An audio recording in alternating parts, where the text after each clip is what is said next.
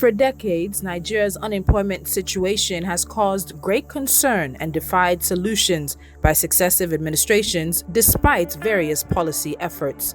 The Buhari administration came to power in 2015 on a promise to fix security, fight corruption, and revamp the economy. However, the size of the unemployment problem has only accelerated since then. Since 2010, in terms of absolute numbers, the unemployed count has grown sevenfold, and in percentage terms, it has grown almost sixfold. This is in spite of the fact that the labor force has only grown by less than half in this period. The bulk of the acceleration of these unemployment numbers occurred between Q3 of 2015 and 2020, squarely within the period that President Buhari has been in power. The latest unemployment report from the National Bureau of Statistics emphasizes the scale of the challenge. The agency's Q2 of 2020 report is the first in 6 quarters and brings into sharp focus the urgency of the challenge facing the government. An important trend to note is the drop by 11.3% of the workforce, or in absolute numbers, over 10 million Nigerians dropped out of the labor force between Q3 of 2018 and Q2 of 2020. This happened in spite of the fact that the number of people within the age range that could work increased by 1.3% in the same period. We can deduce from this that many of those who are now out of work have decided that looking for work is an effort in futility and have moved to becoming dependent on those who are still employed, essentially spreading poverty. When the Buhari administration came into power, the overall unemployment rate stood at 9.9%. It now stands at 27.1%. Underemployment is even higher, coming in at 28.6%, up from 20.1% in Q3 of 2018. Underemployed people are those who work less than 20 hours each week. The data suggests that Nigeria performed better than South Africa and Angola, but worse than Egypt and Ghana, as it currently has the third highest unemployment rate on the continent.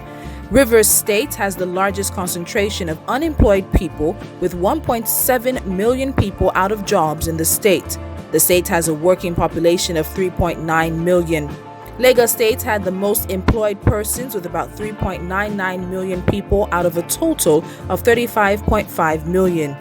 States' employment data in general showed a clear pattern where states, mostly in the northwest and north central, with a large agricultural workforce, showed high underemployment because of the seasonal nature of crop production. High levels of female labor participation ensured that the Southeast and South-South had the highest unemployment components in the country, with 3 of these states, Imo, Akwa Ibom, and Rivers, topping the country on this metric. These headline figures are troubling enough, but look below the surface, and an even bleaker picture emerges. Only 35 million Nigerians are in full-time employment. That's just 30% of the labor force. This is an important number in view of the various plans by the government to broaden the tax base. It is doubtful how much more can be extracted from this small proportion of the productive workforce before it completely breaks the economy. It also has significant implications for businesses in various sectors.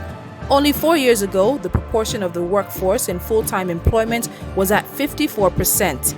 The addressable market for most products is shrinking fast, combined with the effect of high inflation on eroding purchasing power. This low growth environment is the consequence of the recession of 2016 and the slow growth that followed, as well as several policies such as the border closure and the CBN's forex policies that have restricted economic activity and eroded investment. The government's efforts could be channeled to driving inclusive economic growth. But while these sort of policies remain in place, it is difficult to see how Nigeria achieves the kind of growth that can turn around the unemployment situation. Another issue which the numbers indicate is labor force participation. While Nigeria's working age population rose slightly between 2018 and 2020 from 115.5 million to 116.9 million, the country's labor force fell from 90.5 million to 80.3 million, a decline of 11.3%. This decrease in participation comes despite the overall increase in the size of the labor force. Most of this decline is among men, whose number in the labor force fell from 49.8 million to 41.7 million, a drop of 8.1 million or 80% of the drop. Where are these missing 10 million people?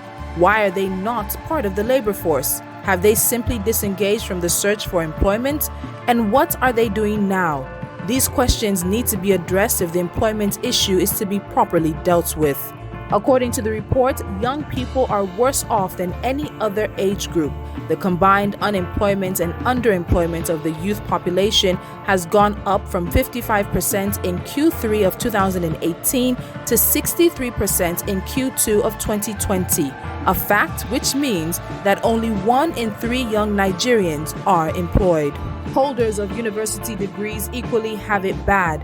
40% of first degree holders are unemployed and 19.5% are underemployed. This means a young Nigerian currently in the university will find it difficult to be employed full-time.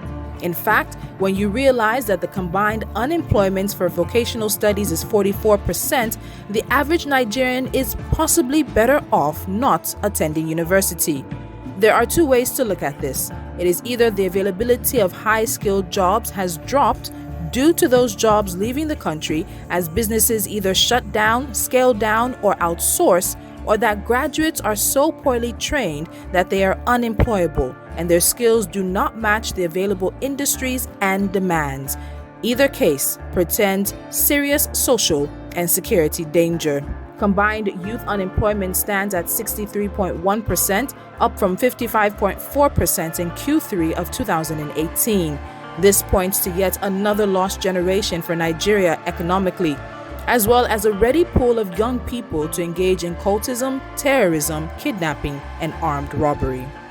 Insecurity has risen to scary proportions in recent years. The menace of the 1 million boys in Lagos and Ogun states during the early stages of the coronavirus pandemic was a stark reminder of this problem. In every geopolitical zone of the country, there are young, out-of-work Nigerians engaging in some form of illegal activity. Unlike in the past where certain crimes were limited by geography, such limitations are rapidly pushing geographical boundaries.